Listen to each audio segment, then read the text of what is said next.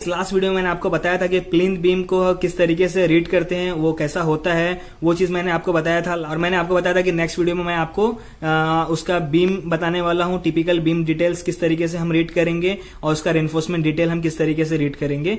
तो आज इस वीडियो में मैं आज आपको यही बताने वाला हूं।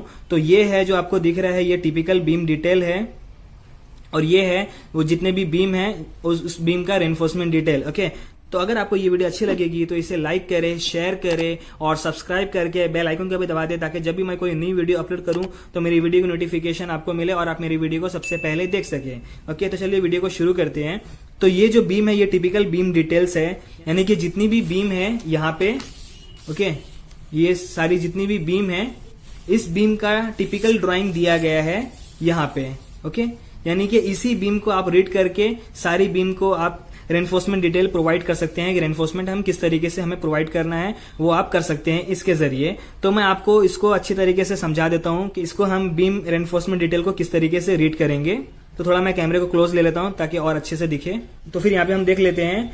तो ये है जो आपको ये दिख रहा है, ओके, ये सब कॉलम है और ये भी कॉलम है और ये कॉलम है। ओके, अब यहाँ पे जो बीम दिखाया गया है वो कैसा बताया गया है, एंड सपोर्ट से लेकर मिडल सपोर्ट से लेकर और कैंटिलीवर बीम तक का दिखाया गया है। ओके, तो सारी चीज को इसी में कवर कर दिया गया है, इसलिए इसको टिपिकल बीम डिटेल बोला गया है।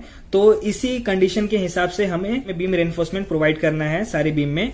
तो यहाँ पे मैं आपको बता देता हूँ कि ये जो पतली लाइन दिख रही है ये है बीम का आउटर सरफेस, ये और ये। ओके, और ये जो थिक लाइन दिख रही है जितनी भी ये वाली, ये है रेनफोर्समेंट। ओके, ये सारी स्टील है। तो सबसे पहले मैं स्टार्ट करता हूं बॉटम स्टील से।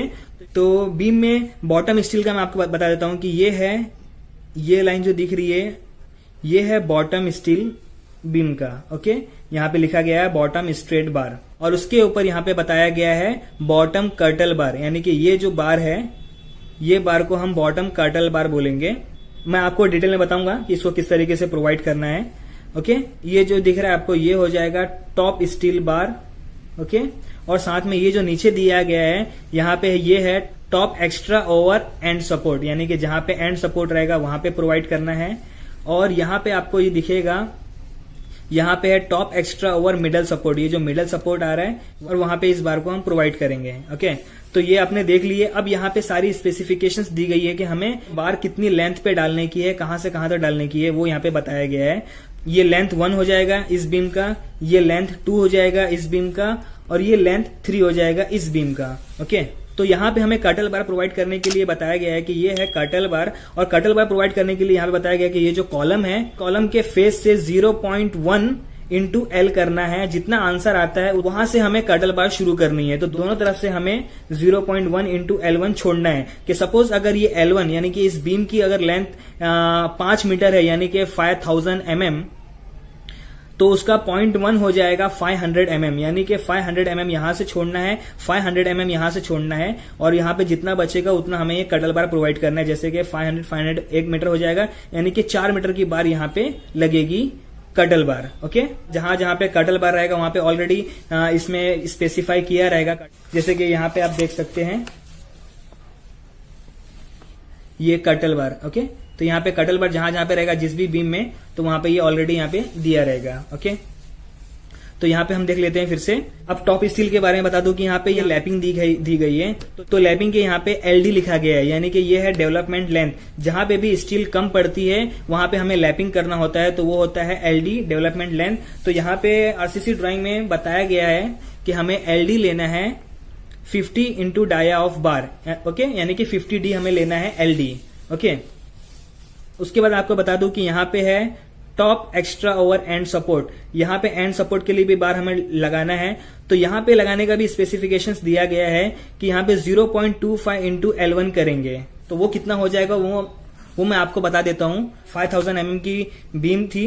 ओके, इसको हम इंटू 0.25 कर देंगे तो ये होता है 1250। ओके, तो यानी कि 1250 की हम लेंथ लेंगे यहाँ पे एंड सपोर्ट के लिए, लेकिन यहां तक ही आएगा 1250। उसके बाद हमें प्लस करना पड़ेगा उसमें एलडी, यानी कि डेवलपमेंट लेंथ। यहां से लेके यहाँ जो एल जो मोड़ेंगे वो एलडी के हिसाब से मोड़ेंगे। उसी तरह यहाँ पे मिडल सपोर्ट पे मैं आपको बता दूं कि ये है मिडल सपोर्ट। तो मिडल सपोर्ट के लिए अलग स्पेसिफिकेशन है, यहाँ पे दिया गया है 0.3 इंटू L1, यानी जितना भी L1 की लेंथ है उसको हम 0.3 से मल्टीप्लाई करेंगे, तो जितनी लेंथ आएगी वो इस कॉलम से यहां तक जाएगी, वो इस कॉलम से यहां तक जाएगी। तो यहां पे मैं आपको बता देता हूं कि सपोज 5000 mm की बीम है, इसको इंटू कर देंगे 0.3 से, तो ये जो आंसर आया 1500।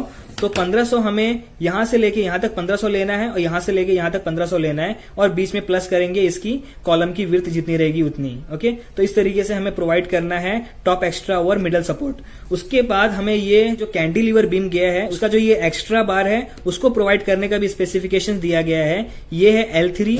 ओके, तो यहां पे दिया गया है 1.5 इंटू L3, यानी कि L3 की जितनी भी स्पैन होगी उसको हम 1.5 मल्टीप्लाई करेंगे, जितनी लेंथ आएगी वो हमें यहां से यहां तक उतनी लेंथ होनी चाहिए, और प्लस ये L3, यानी कि ये कितना हो जाएगा मैं आपको बता देता हूं। एग्जाम्पल के लिए मैं L3 का लेंथ ले रहा हूं 1500 mm। ओके, तो यहां पे 1500 mm हो गया, इसको मल्टीप्लाई बाय 1.5 करना है इंटू 1.5, तो ये आंसर आ गया 2250। ओके, यानी कि 2 मीटर 250। तो यहां से 2 मीटर 250 हमें अंदर लेना है और प्लस 1500 ये रहेगा। इतनी लेंथ की बार हमें यहाँ पे प्रोवाइड करना है कैंटिलीवर बीम के लिए। जहां जहां पे भी कैंटिलीवर बीम आएगा वहां पे हमें ऐसा करना रहेगा। जैसे कि यहाँ पे आपको दिख रहा होगा कि ये एक बीम है जिसमें यहाँ पे कैंटिलीवर लिखा गया है, तो उस जगह पे हम ये स्पेसिफिकेशंस अप्लाई करेंगे। ओके, तो अभी मैं कुछ लैपिंग के बारे में आपको बता देता हूं कि जैसे कि यहाँ पे आपने लैपिंग देखे थे, तो ये जो टॉप स्टील बार है उसमें अगर आपको लैपिंग की जरूरत पड़ेगी तो आप इसको लैपिंग बीच में ही करेंगे, जैसा कि यहाँ पे दिखाया गया है। ओके, यानी कि बीम की जो लेंथ है उसके बीच में ही आप इसको लैपिंग कर सकते हैं टॉप स्टील बार के लिए। और जब बॉटम स्टील में लैपिंग करनी होगी तो आप बीम के बीच में उसको लैपिंग नहीं करेंगे, आप उसको यहाँ पे L/3 पे करेंगे, यहाँ पे करे या यहाँ पे करे।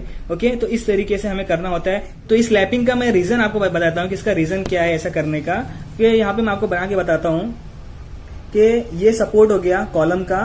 ओके, और ये हो गया बीम। इसको हम एक और सपोर्ट दे देते हैं यहां से लेके यहां तक। ओके, तो ये 3 सपोर्ट हो गए और ये है बीम। तो इसका जो बेंडिंग मूवमेंट होता है ना, वो बेंडिंग मूवमेंट इस तरीके से होता है।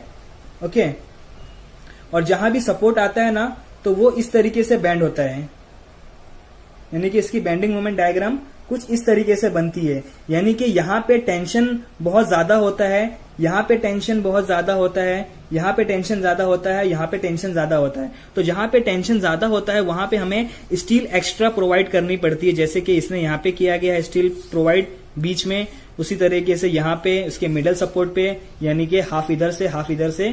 ओके, तो इस जगह पे हमें स्टील प्रोवाइड करना पड़ता है क्योंकि यहाँ पे टेंशन ज्यादा है। अगर यहाँ पे टेंशन ज्यादा रहेगा, अगर वहीं पे अगर आप लैपिंग करेंगे तो यहाँ पे बीम को फेल होने के चांसेस बहुत ज्यादा हो जाएगा। बीम फेल हो सकता है, यहाँ पे स्लिप हो सकता है, क्रैक हो सकता है, बीम टूट सकता है। ओके, इसी तरीके से यहाँ पे आप लैपिंग नहीं दे सकते हैं। अब सब कुछ हो गया है, अभी सिर्फ बचा है स्टीरअप्स का डिटेल्स। तो यहाँ पे आपको दिख रहा होगा STP1, STP2, STP1, STP1, STP2, STP1 इस तरीके से दिया गया है।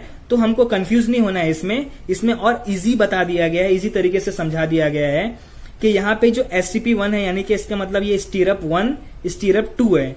तो स्टीरअप 1 का जो लेंथ यहां से लेके यहां तक की जो लेंथ दिखाई गई है, तो वो हमें लेना है L1/4। ओके, अब L1/4 कितना होता है पहले वो देख लेते हैं। L1/4, अब L1 हम ले लेते हैं इसको 5000 mm।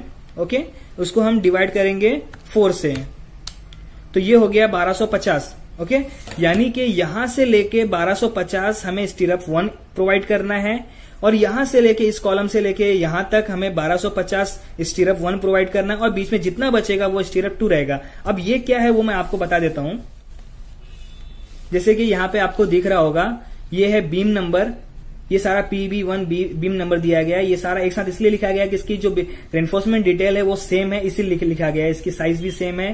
तो ये है स्ट्रेट बार जो हमें प्रोवाइड करना है बॉटम में। बॉटम बार 2 बार यूज करना है 16 mm का। कर्टल बार इसमें नहीं है। ओके, और इसमें टॉप में भी 2 बार यूज करना है। और यहाँ पे स्टीरअप 1 और स्टीरअप 2 है जो मैं आपको बता रहा था। Okay, स्टीरअप 1 and स्टीरअप 2। तो यहाँ पे आपको बता रहा हूँ जो थोड़ा अलग वाला है वो बता देता हूँ। जैसे कि यहाँ पे स्टीरअप 1 पे यहाँ पे 8 mm का बार यूज करना है स्टीरअप्स के लिए 175 सेंटर टू सेंटर डिस्टेंस पे। और स्टीरअप 2 पे दिखाया गया है कि 8 mm का बार यूज करना है 200 सेंटर टू सेंटर डिस्टेंस पे। ओके, तो इसका मतलब ये था स्टीरअप्स 1 एंड स्टीरअप्स 2 का।